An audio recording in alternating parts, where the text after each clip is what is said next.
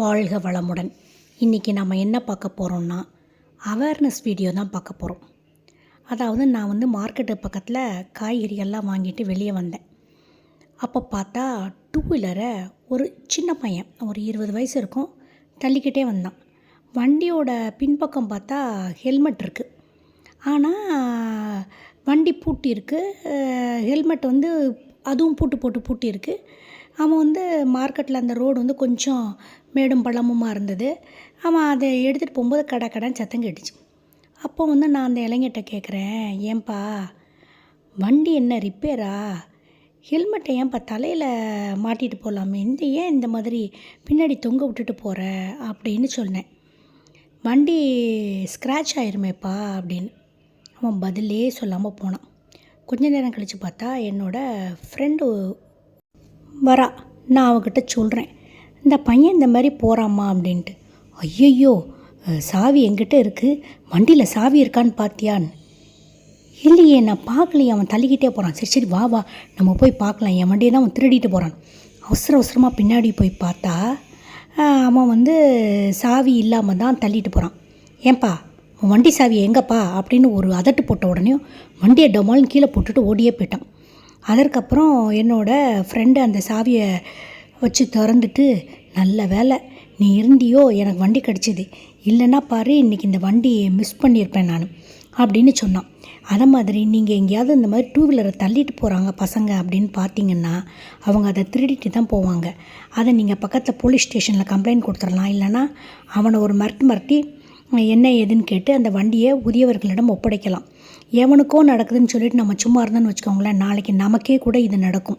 இப்போல்லாம் எங்கே பார்த்தாலும் திருட்டு ரொம்ப ஜாஸ்தியாக போச்சு. ஸோ நம்மக்கிட்ட ஒரு அவேர்னஸ் கண்டிப்பாக வரணும். அடுத்து ஒரு நாட்டு நடப்பு என்ன சொல்ல போகிறேன்னா, நம்மளால் எந்த ஒரு காரியமும் முடியாது அப்படின்னு நினைக்கிறோம் இல்லையா?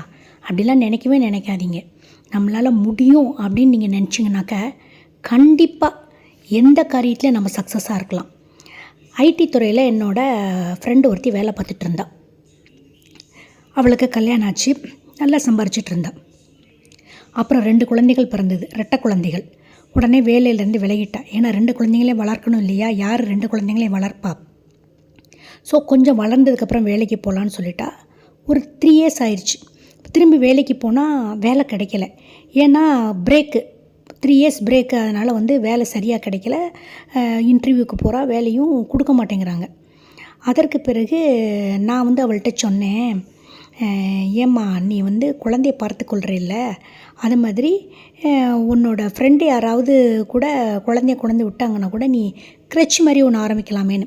தற்செயலாக அவள் கூட ஐடியில் வேலை பார்த்துருக்க ஒரு பொண்ணு என்ன பண்ணியிருக்கா, அவளுக்கு குழந்தை பிறந்திருக்கு, அதை எங்கே கொண்டு போய் விடலான்னு தவிச்சிட்டு இருந்திருக்கா. உடனே அவளுக்கு ஃபோன் போட்டு சொல்லியிருக்கா. உடனே அந்த குழந்தைய கொண்டு அவள் விட்டுருக்கா.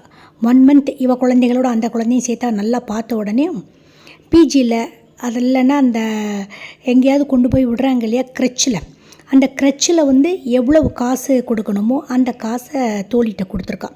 உடனே அதெல்லாம் எதுக்கடி அப்படின்னு இருக்கா. நீ அப்படி சொல்லாத, நீ உழைக்கிற, அதுக்கான கூலியை நீ வாங்கிக்கோ அப்படின்னு சொல்லிவிட்டு அதுக்கு எவ்வளோ கொடுப்பாலோ அதை கொடுத்துட்டு, என்னோடய ஃப்ரெண்ட்ஸ் 2-3 பேர் கூட என் கூட வேலை பார்க்குறவங்க ரொம்ப திணறிட்டு இருக்காங்க, குழந்தைய பார்க்க முடியாமல், கொண்டு விட்டால் நீ நல்லா பார்த்துப்பியா, நான் என்ன எவ்வளோ கொடுக்குறேனோ அது மாதிரி காசையை நான் உனக்கு வாங்கி கொடுத்துறேன்னு. இவளுக்கு ரொம்ப சந்தோஷம். சரின்னு சொல்லிவிட்டு 2 ஆயாவை போட்டு இவளும் கொஞ்சம் வீட்டு வேலையெல்லாம் காலையிலே சீக்கிரமாக முடிச்சுட்டு பசங்களை ஸ்கூல்லலாம் விட்டுட்டு அந்த குழந்தைங்கள பார்க்க ஆரம்பித்தா. இப்போ பார்த்தா ஐடியில் அவள் எப்படி 2 லட்ச ரூபா சம்பளம் வாங்கினாரோ அதே அளவு சம்பளம் அவளுக்கு இதுலேயே வருது. லெஷராக வேலை பார்க்குறா. குழந்தைங்களோட வேலை பார்க்கும்போது மனசுக்கும் கொஞ்சம் நிம்மதியாக இருக்குது.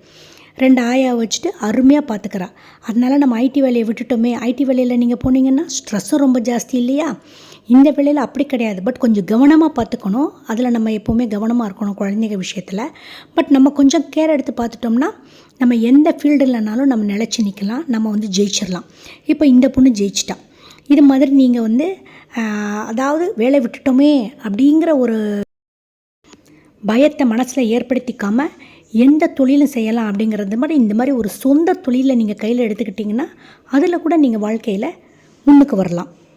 அடுத்து பார்த்திங்கன்னா இன்னொரு கதைன்னு சொல்ல முடியாது, உண்மை நிகழ்வு தான். நாங்கள் ஒரு நாளைக்கு ஒரு தோட்டத்துக்கிட்ட போய்கிட்டு இருந்தோம்.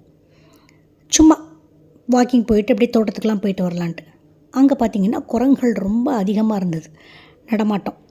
போய்கிட்டு இருந்த போதே டக்குன்னு என் ஃப்ரெண்டு கையில் உள்ள மொபைலை அந்த குரங்கு ஒன்று டபக்குன்னு பிடிக்கிட்டு போயிடுச்சு. ஆஹா, என்ன பண்ணுறது அப்படின்னு தெரியல. அது போய் மரத்து மேலே உட்காந்துக்குச்சு. எல்லோரும் திகைச்சு போய் பார்த்துக்கிட்டு இருக்கோம். ஆனால் அந்த ஃப்ரெண்டு என்ன பண்ணினானாக்க, தன்னோட ஃப்ரெண்டோட மொபைல் ஃபோனை வாங்கி அந்த எண்ணுக்கு ஃபோன் செஞ்சான். செஞ்ச உடனேயும் அந்த ரிங்டோனு கேட்ட உடனே பயந்து போன குரங்கு அதை கீழே போட்டுருச்சு. உடனே போய் என் ஃப்ரெண்டு அதை கேட்ச் பண்ணிட்டான். பார்த்தா எனக்கு ஒரே ஆச்சரியம், எப்படி சமயோசிதமாக அந்த பொண்ணு நடந்துக்கிட்டான்னு நான் யோசித்து ரொம்ப ஆச்சரியப்பட்டேன். இது உங்களுக்கு இந்த கதைகள், உண்மை நிகழ்வுகள்லாம் நான் எதுக்கு சொல்கிறேன்னா, இது ஒரு அவேர்னஸ் வீடியோ. இந்த மாதிரி நாம் சில இடங்களில் புத்திசாலித்தனமாக நடந்துக்கணும். சில இடங்களில் வேலையை விட்டுட்டோம்னா அதுக்கு அடுத்து மாற்றா என்ன செய்கிறது அப்படிங்கிறத நம்ம யோசிக்கணும். அதே மாதிரி திருடிட்டு போனாங்கன்னா அதை எப்படி நாம் அவங்களோட சொந்தக்காரங்கள்ட்ட, அந்த வண்டியோட சொந்தக்காரங்கள்ட்ட ஒப்படைக்கணும் அப்படின்னு சொல்லிட்டு நம்ம ஹெல்ப் பண்ணணும்.